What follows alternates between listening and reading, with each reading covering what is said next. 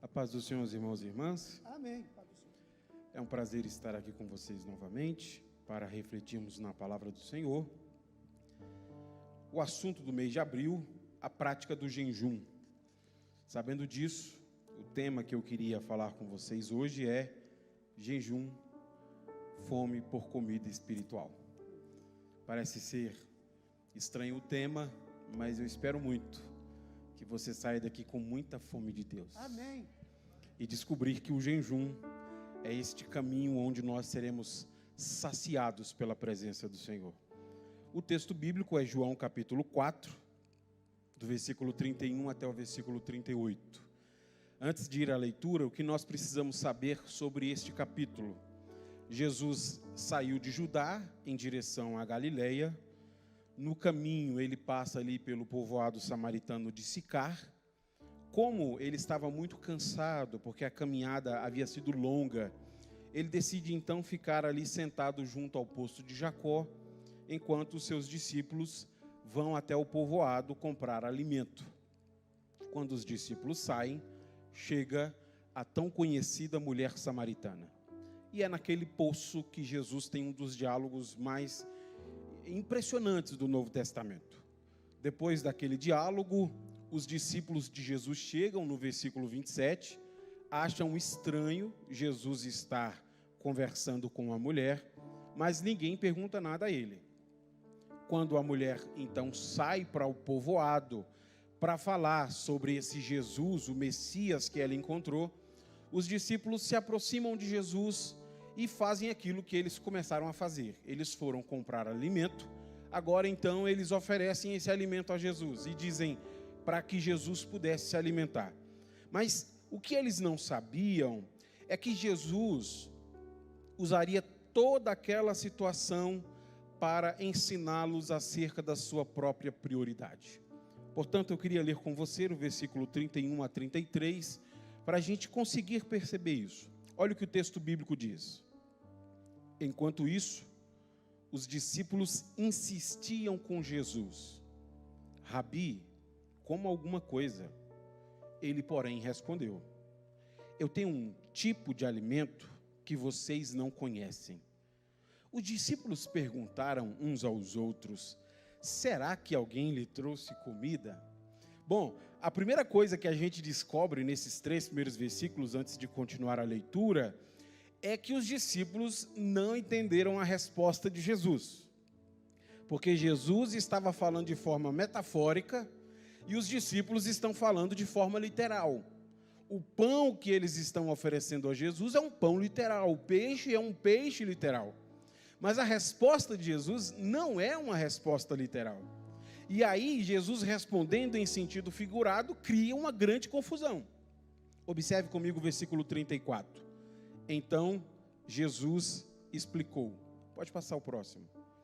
Meu alimento consiste em fazer a vontade daquele que me enviou e em terminar a sua obra. Gente, nesse momento, há uma desconexão de entendimento, porque Jesus está falando de uma coisa e os discípulos estão falando de outra. Mas aí Jesus, dentro dessa desconexão de entendimento, Jesus ainda acrescenta mais um argumento. Aquilo que sacia a minha fome é satisfazer a vontade de Deus. Quando eu satisfaço a vontade de Deus, eu sinto os meus desejos satisfeitos. A minha satisfação também é a satisfação do próprio Deus. E aí quando a gente escuta isso, a gente deve estar pensando, o que será que para Jesus é mais valioso do que uma refeição? Uma longa caminhada, ele se sentou porque estava cansado, os discípulos estão insistindo para ele comer, ele diz que tem uma satisfação que é maior do que a comida. Que satisfação é essa? Observe comigo o versículo 35, onde Jesus continua falando para nós. Pode passar. Vocês não costumam dizer, ainda faltam 4 meses para a colheita? Mas eu lhes digo, despertem e olhem em volta. Os campos estão maduros para a colheita. Os que colhem já recebem salário, e os frutos que ajuntam não são as pessoas que passam a ter a vida eterna? Que alegria espera tanto o que semeia como o que colhe? Vocês conhecem um ditado? Um semeia e o outro colhe. E é verdade. Eu envio vocês para colher onde não semearam. Outros realizaram o trabalho e agora vocês se ajuntarão à colheita. Então o que Jesus está fazendo neste momento é explicando aos discípulos que alimento é esse que ele está dizendo. Aquela mulher samaritana engatilhou todo esse contexto, porque essa mulher sai para dizer que encontrou o Messias, e na continuidade da história ela retorna com um monte de samaritanos, e aquelas pessoas, algumas delas, reconhecem Jesus como Messias. Então Jesus utiliza um ditado aqui, que era muito comum naqueles dias. O ditado era: ainda faltam 4 meses para a colheita. O que esse ditado significava? Significava que o agricultor ainda precisava ter paciência para colher o fruto do seu trabalho. Aí Jesus então usa esse ditado e diz: não é isso que se diz, que antes de se colher tem que esperar o fruto estar pronto? Pois eu digo a vocês que o fruto está pronto, a seara está pronta, e eu preciso fazer esta grande colheita, e a colheita do qual ele está se referindo é exatamente cumprir a missão para o qual Deus o enviou. Esses samaritanos que vão chegar são esses frutos dos quais ele está dizendo, e Jesus ainda diz mais: vocês não semearam, porque a obra de Deus alguém semeou, mas vocês vão colher, e eu estou enviando vocês para colher onde vocês não semearam. Então o que nós entendemos em toda essa história que Jesus está dizendo para nós? Que ele tem prioridades que são diferentes das prioridades das pessoas comuns. Se a prioridade do discípulo é cuidar do seu mestre, para que cansado ele possa comer e sentir um pouco de satisfação, a satisfação de Cristo é satisfazer a vontade de Deus. A satisfação de Cristo não tem a ver com as suas prioridades ou com a sua própria vontade, mas fazer aquilo para o qual o Pai o enviou. Então essa é uma história simples com aplicações profundas. E é depois de ter explicado a vocês o que Jesus está dizendo a nós, que eu gostaria de então fazer 3 aplicações para isso que Jesus está conversando e explicando aos seus discípulos. Primeira aplicação, pode passar por favor. Viver em função de satisfazer os desejos da carne é uma maneira de acostumar-se com a perspectiva errada. O que isso quer dizer? Quer dizer que Jesus não viveu em função de satisfazer os seus desejos. E o que nós temos em nossos dias são pessoas que não se envergonham de dizer como elas têm prazer em satisfazer os seus desejos. Olha, eu preciso pensar mais em mim. Eu também preciso de satisfação. Não é essa, por exemplo, a justificativa de alguns para abandonar o casamento? Eu preciso de alegria, porque eu vou continuar neste matrimônio.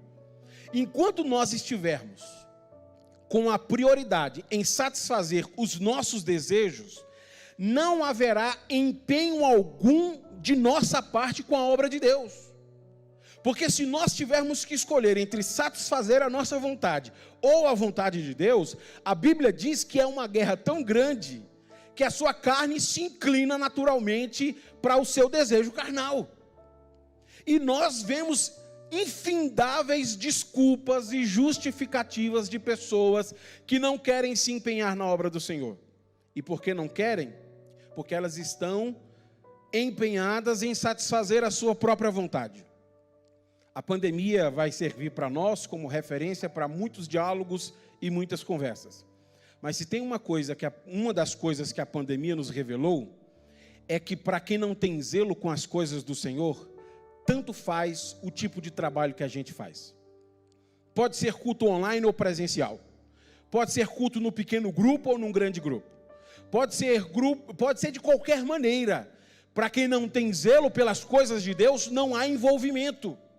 E perceba que Jesus coloca algo para nós que se levanta como um grande obstáculo.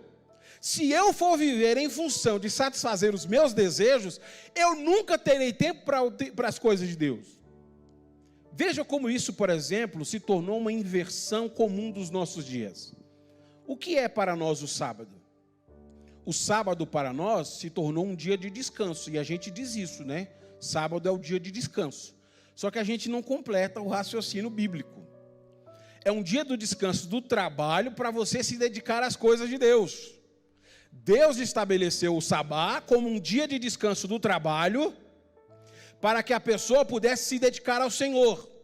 Como é que nós interpretamos o dia do Senhor hoje?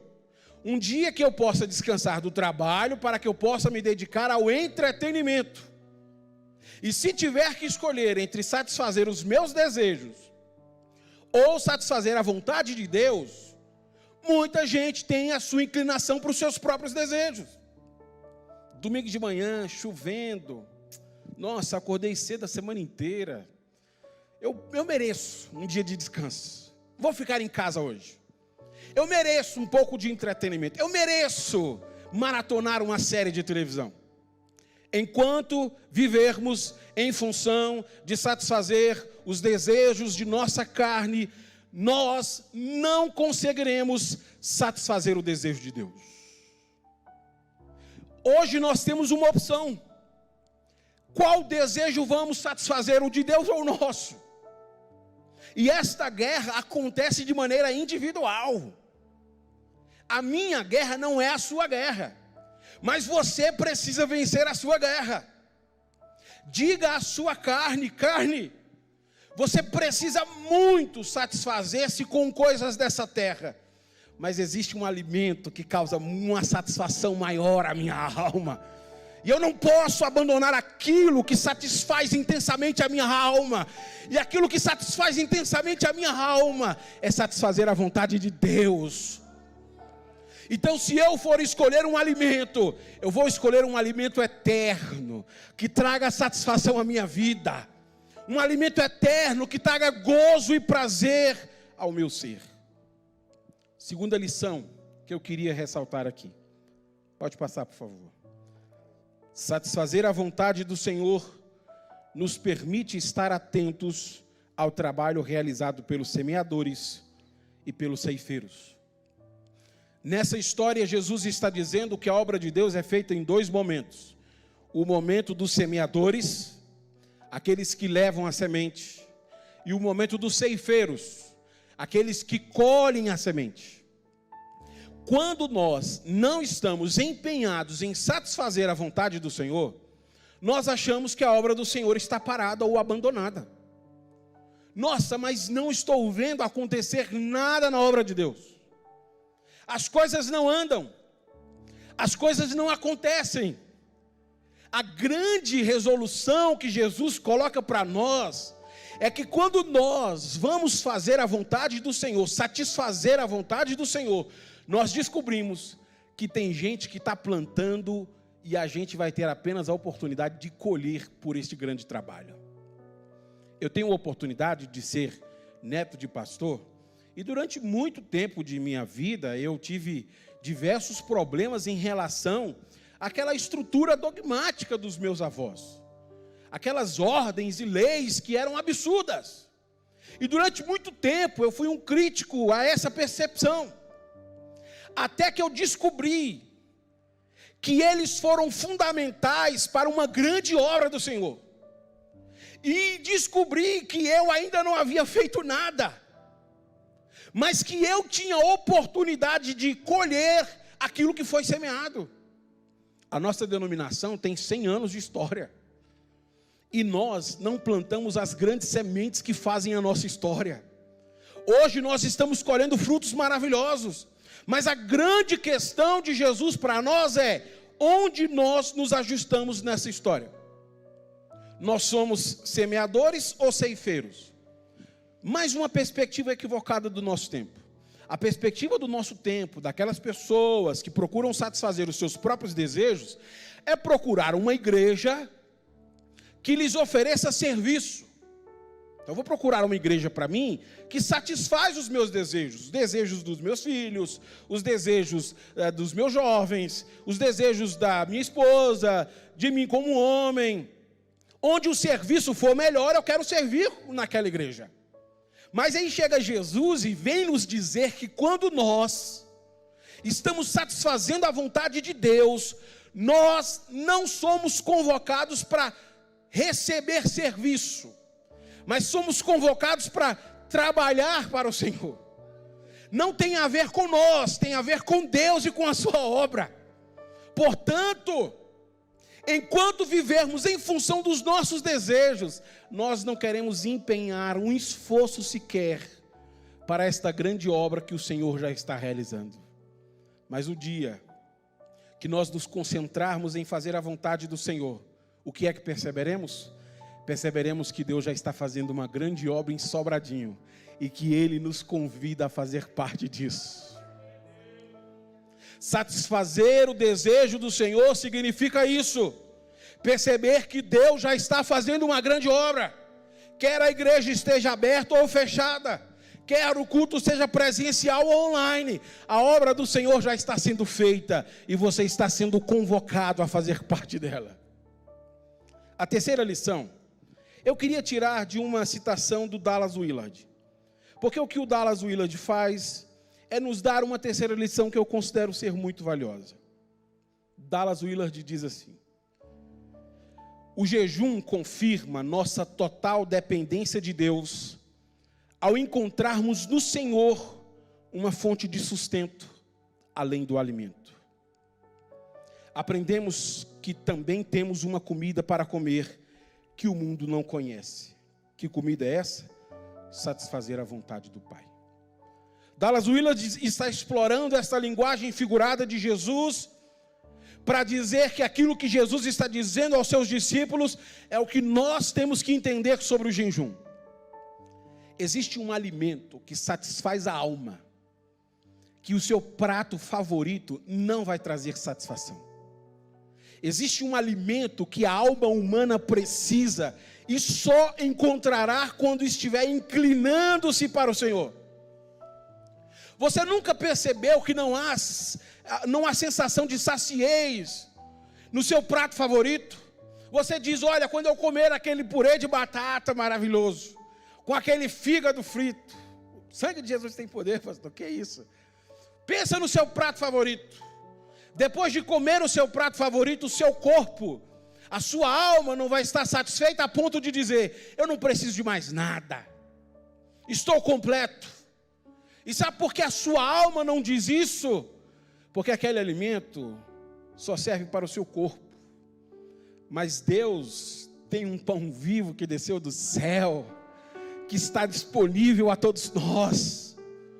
Meus irmãos, nós vivemos dias difíceis, mas não deixe a sua alma sofrer em dias difíceis por falta de comida. Não deixe a sua alma desfalecer por sede de Deus. O jejum é essa sede que nós temos, essa fome que nós temos, por saciar a nossa alma, em satisfazer a vontade do Senhor. E o convite de Jesus para os seus discípulos é muito emblemático, porque eles dizem: come, Jesus. E Jesus está dizendo: olha, tem uma comida melhor do que essa. A minha comida é fazer a vontade do meu Pai. Jesus está ensinando prioridades certas a nós. E nós precisamos de limite em relação à nossa maneira de viver. Nós precisamos de limite em relação à nossa comunhão com Deus. Porque se for deixar para ter comunhão com Deus, quando as coisas estiverem bem, quando minha carne estiver satisfeita, você nunca vai ter comunhão com Deus. Se for deixar para se consagrar ao Senhor, quando as coisas estiverem favoráveis, quando as suas emoções estiverem equilibradas, nunca haverá este cenário. Porque não há nada aqui na terra que cause essa sensação em nós. Mas no céu existe.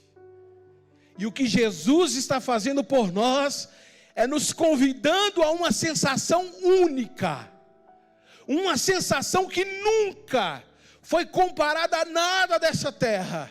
A sensação de cumprir a vontade do Senhor é algo maravilhoso. E é por isso que eu queria concluir com uma citação que se tornou muito conhecida, mas pouca gente sabe que ela é do A.W. Tozer.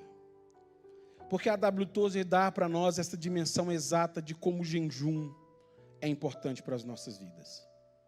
Ele diz: nos recessos profundos da alma do homem, existe um desejo avassalador em relação ao Criador.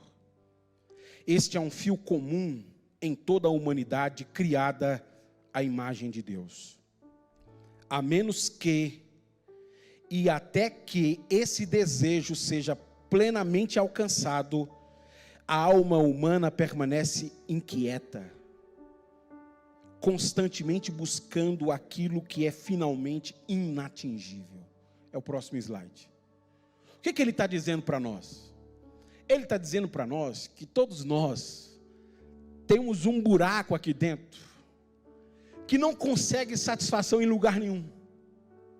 E tem gente que tenta encontrar satisfação para o buraco da sua alma nas drogas. Mas apenas o consumo da droga uma vez não produz essa sensação. Tem gente que procura no álcool, mas o álcool também não dá. E nós acabamos nos tornando viciados.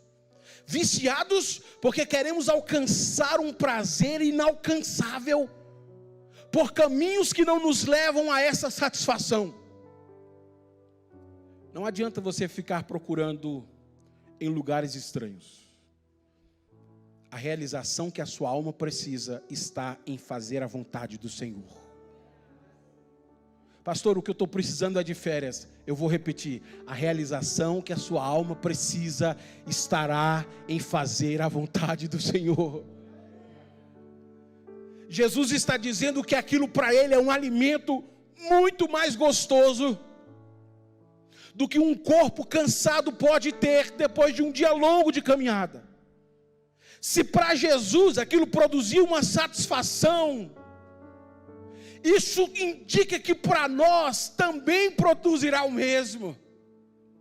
Por isso nós não lutamos contra Deus em relação a isso. Nós nos entregamos e acreditamos que isso é verdade. Senhor, assim como aquela mulher samaritana, o Senhor usou a mesma linguagem figurada falando da água. Assim como seus discípulos, e o Senhor usou a mesma linguagem figurada falando do pão. Eu preciso de um alimento que satisfaça a minha vida, Deus. E não porque nós estamos apenas vivendo dias difíceis, mas porque na minha alma há um vazio que só se completa pela sua existência. Eu não preciso recorrer a lugares estranhos e procurar sensações novas. Eu não preciso ter um gosto pelo exótico. Eu preciso confiar que o momento em que eu me dedicar a satisfazer a vontade de Deus, a minha alma estará ajustada comigo mesmo, dizendo: você fez uma boa refeição, agora descansa no gozo do seu Senhor. Porque não há nada como o pão vivo que enche a nossa entranha e traz satisfação à nossa vida. Durante o mês de abril, nós vamos praticar o jejum. Mas a nossa intenção com o jejum não tem nada a ver com estética. Porque às vezes essa é a impressão que a gente tem, né? Alguém chega pra gente e diz assim: nossa, mas você está assim meio gordinho, né? Não sei se vocês já ouviram isso, mas às vezes eu escuto. Não ri não, pastor. Às vezes eu escuto: você podia jejuar um pouco. Para emagrecer eu não vou jejuar. Porque essa não é a intenção do jejum. A intenção do jejum é trazer um alimento à minha alma, do qual ela tanto precisa. Eu queria que você acreditasse nessas palavras e fizesse isso com Deus. Senhor, eu estou desse jeito, a minha alma está assim. A minha alma está numa carência e numa necessidade que só o Senhor pode supri-la. Por isso, Senhor, eu quero satisfazer a sua vontade, para ver a minha alma satisfeita da sua vontade, Deus. Não deixe a sua alma desfalecida nesse tempo. Não deixe a sua alma aflita e desesperante, sem esperança. Pelo contrário, acredite que está diante de nós uma mesa posta. E o melhor de tudo é que nós não vamos ter a oportunidade de saciar a nossa fome apenas em abril. A nossa intenção é que isso se torne uma prática para a sua vida. Que você descanse do seu trabalho, para se dedicar a cumprir a vontade do Senhor. E que você encontre plena satisfação em Deus. Porque às vezes fica parecendo que as pessoas que fazem a vontade do Senhor são desocupados. Os irmãos que vão para o culto é quem não trabalha, é quem não tem o que fazer. Quem tem o que fazer fica em casa se preparando para outro dia. Mas quem vai ao culto, quem participa dessas coisas, é aposentado. É aqui que você se engana. Todos nós temos muitos afazeres. Todos nós somos humanos igual a vocês. O que nos faz estar aqui é exatamente a consciência que nós temos, que há uma satisfação que só Deus pode trazer às nossas almas. E nós estamos recorrendo ao lugar certo, à presença dEle. Senhor, nós temos este desejo intenso. A minha carne queria ficar em casa. A minha vontade era maratonar. A minha carne tem tantos desejos estranhos. Mas eu preferi me alimentar com um alimento espiritual. Aquele que pode dar vida à minha própria vida. Sentado como você está, eu queria fazer essa oração por você. Eu queria orar pela sua alma, porque você vai descobrir uma satisfação inigualável. Cumprir a vontade do Senhor traz um prazer que você está procurando faz tempo. Que você tem pedido a Deus: Senhor, eu quero sentir isso nas canções. Eu quero perceber isso na pregação. E Deus está te dizendo esta noite que Ele tem tudo isso para você, quando você buscar satisfazer a vontade dEle. Ó Deus bendito, aqui estamos nós. O Senhor sabe como a nossa alma está. Senhor, alguns de nós fizeram muitas refeições, outros fizeram poucas. Mas essas refeições não foram suficientes para satisfazer um desejo intenso que há em nossa alma. Jesus, nós estamos como o Senhor naquele dia, junto daquele tanque, junto daquele lugar, Senhor. Nós estamos assim, buscando um alimento que satisfaça o nosso interior. E por isso nos voltamos ao Senhor neste momento em oração, ó Deus. Porque nós queremos encontrar essa satisfação que só o Senhor pode trazer às nossas vidas. Nós queremos encontrar, ó Deus, este desejo tão intenso que deve haver em nós por cumprir a sua vontade. Pai bendito, que o Teu Espírito Santo nos proporcione esses momentos, momentos de realização e de satisfação em Sua presença. Que o Teu Espírito Santo nos permita ser diligentes, coloca, Senhor, como guarda sobre os nossos corações a Tua presença, para que a gente não se esqueça daquilo que é valioso. Porque, Senhor, séries todo o tempo está chegando, tem tanta coisa tão trivial que passa toda hora, Deus. E às vezes nós estamos sendo enganados por essas coisas. Às vezes o nosso desejo está nos enganando. Mas se o nosso desejo nos engana, nós acreditamos na ação do Teu Espírito Santo, que pode nos convencer daquilo que é verdadeiro. Por isso eu estou suplicando ao Teu Espírito Santo esta noite, Deus, que haja uma ação do Senhor em nosso coração, de maneira, Senhor, que possamos ser inclinados, de maneira que possamos ser dedicados a satisfazer a Sua vontade. É por isso que eu oro e te peço, ó Pai, e faço isso em nome de Jesus. Amém.